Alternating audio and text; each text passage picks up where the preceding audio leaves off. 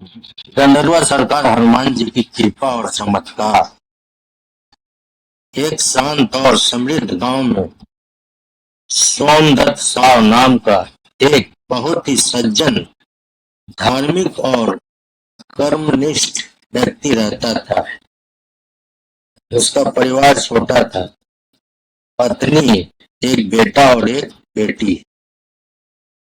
घर में सुख शांति थी, लेकिन उनका असली धन था उनकी आस्था।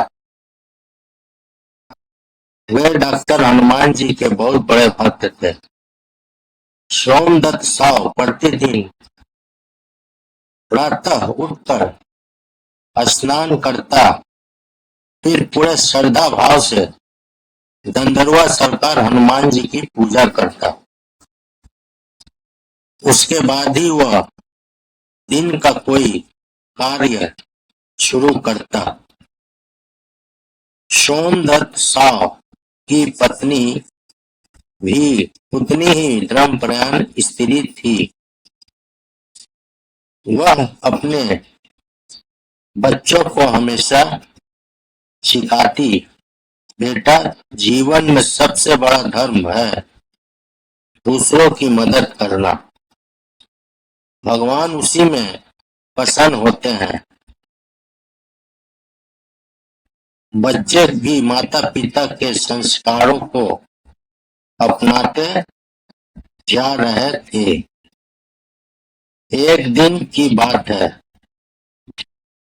सोमदत्त साव किसी जरूरी काम से पास के जंगल के रास्ते से गुजर रहा था।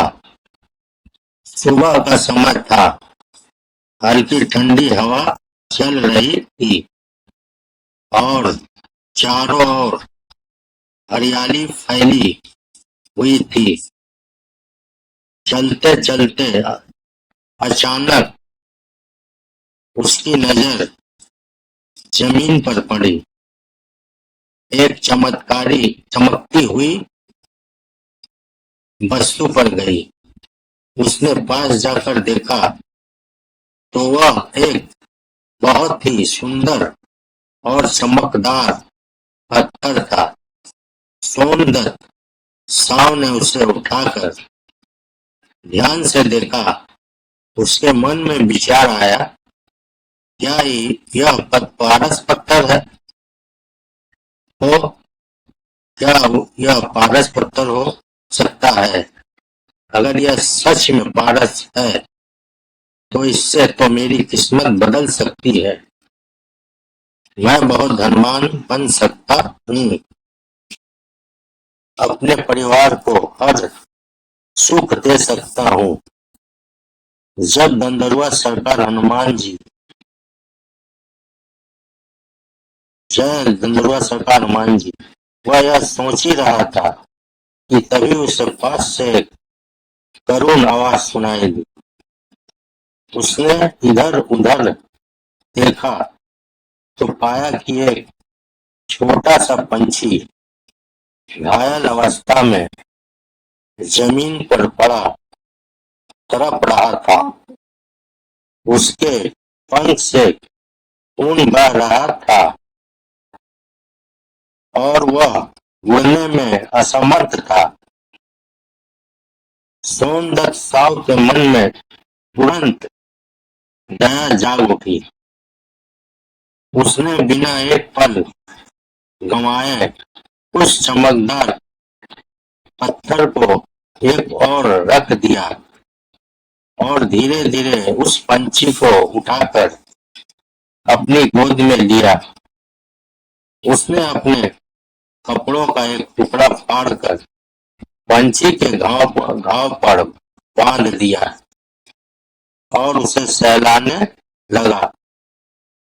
उसी समय पास से एक अमीर व्यापारी राजा राम गुजर रहा था। उसने यह सब देखा और आश्चर्यचकित रह गया। वह सोमदत्त साव के पास आया और बोला, अरे मूर्ख आदमी, तूने इतना कीमती पत्थर यूं ही छोड़ दिया और इस छोटे से पंछी में लग गया। अगर वह पत्थर पारस हुआ तो तू पल भर में अमीर बन सकता था। सोमदत्त साव ने शांत भाव से मुस्कुराते हुए उत्तर दिया, भाई, यह पत्थर मुझे धनवान जरूर बना सकता था, लेकिन इस बेजुबान प्राणी की जान बचाकर जो सुकून मुझे मिल रहा है वह किसी भी धन से बड़ा है। असली धर्म यही है कि जब किसी को हमारी जरूरत हो तब हम उसकी मदद करें। जय डॉक्टर हनुमान जी महाराज। व्यापारी ने उसकी बात सुनी, लेकिन वह मन ही मन उसे मूर्ख समझकर आगे बढ़ गया। सोमदत्त साव बड़े प्यार से पंछी को अपने घर ले आया। सोमदत्त साव बड़े प्यार से पंछी को अपने घर ले आया। उसकी पत्नी और बच्चों ने भी मिलकर उस पंछी की सेवा की। कुछ दिनों में वह पंछी पूरी तरह स्वस्थ हो गया और फिर एक दिन उड़कर आकाश में चला गया। जय हनुमान जी महाराज। उसी रात सोमदत्त साव को एक अद्भुत स्वप्न आया। उसने देखा कि दंदरुआ सरकार हनुमान जी स्वयं उसके सामने खड़े हैं। उनके चेहरे पर दिव्य तेज था। हनुमान जी ने कहा, हे सोमदत्त, आज तुमने जो कार्य किया है वही सच्चा धर्म है। तुमने लोभ को त्याग कर एक जीव की रक्षा की।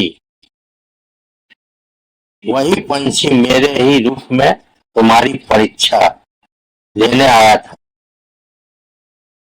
तुम उस परीक्षा में सफल हुए हो। तुम उस परीक्षा में सफल हुए हो। सोमदत्त ने हाथ जोड़कर कहा, प्रभु, मैंने तो केवल अपना कर्तव्य निभाया। मैंने तो केवल अपना कर्तव्य निभाया है। हनुमान जी मुस्कुराए और बोले, तुम्हारे इसी निस्वार्थ भाव से प्रसन्न होकर मैं तुम्हें आशीर्वाद देता हूँ। तुम्हारे घर में कभी किसी चीज की कमी नहीं होगी और तुम्हारा परिवार हमेशा सुखी रहेगा। अगले दिन जब सोमदत्त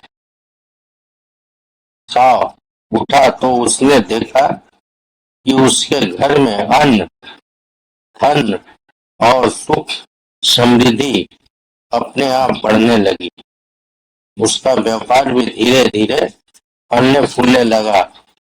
लेकिन सबसे बड़ी बात यह थी कि उसके मन में हमेशा शांति और संतोष बना रहा। दंदरुआ सरकार हनुमान जी महाराज की जय। सोमदत्त साव ने अपने बच्चों को बुलाकर कहा, बेटा, याद रखना, जीवन में धन से बड़ा कुछ है तो वह है धर्म और कर्म। जब भी अवसर मिले दूसरों की मदद जरूर करना। बच्चों ने भी अपने पिता की बात को जीवन का नियम बना लिया। सीख,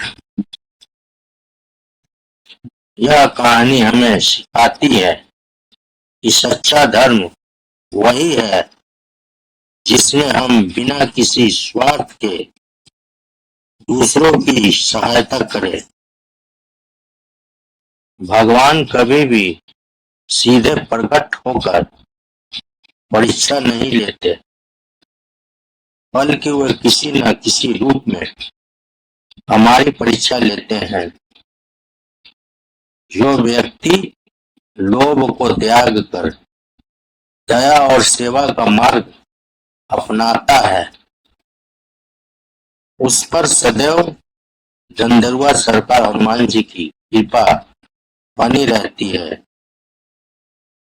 जय श्री राम। जय डॉक्टर हनुमान जी। गंधर्वा सरकार हनुमान जी महाराज की जय। सीताराम। राम राम। गंधर्वा सरकार हनुमान जी महाराज की जय। सीताराम।